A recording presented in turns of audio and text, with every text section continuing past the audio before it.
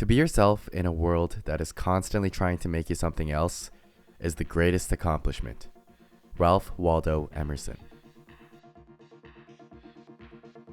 When I was a kid, my mom would pack me these Korean meals for lunch to bring to school. Usually some kimchi fried rice or bulgogi, and I love these meals my mother worked so hard to make for me. Until one of my Canadian classmates came up to me and said, "Ew, what are you eating?" Since then, every lunch I would go into the corner, turn around, and try to scarf down my Korean meal as fast as I could before anybody could see it. I began bringing home my lunches uneaten, and I eventually asked my mother if she could begin making sandwiches for me instead, despite the fact that I hated sandwiches. I saw the sadness in my mother's eyes, but I cared more about what my peers thought of me. I wanted to be accepted, so I ate the sandwich. In high school, I wanted to be cool so bad, so I'd listen to music I didn't even like, wore expensive clothes I couldn't afford, and changed my hairstyle in a way that wasn't natural to me. I wanted to be accepted, so once again, I ate the sandwich.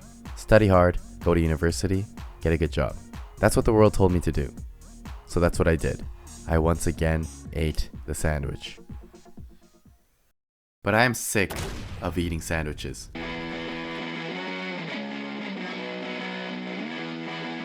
Something magical happens when people stop and refuse to bend to what the world wants them to be. If I am not myself, I will die. Just like with these guys, Tipless, Rivera, and Burning Starships. They're artists, chasing their dreams, being unapologetically themselves, despite what the world tells them to be. I can't help but make art, it's compulsive. When I was 20, I dropped out of university, moved out, and decided to go all in on being a creative. Making videos, working on my clothing brand Fiends, and drawing my comic.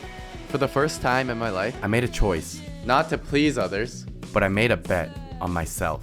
I lost the acceptance of my peers, which was rough, but for the first time in my life, I had a sense of meaning.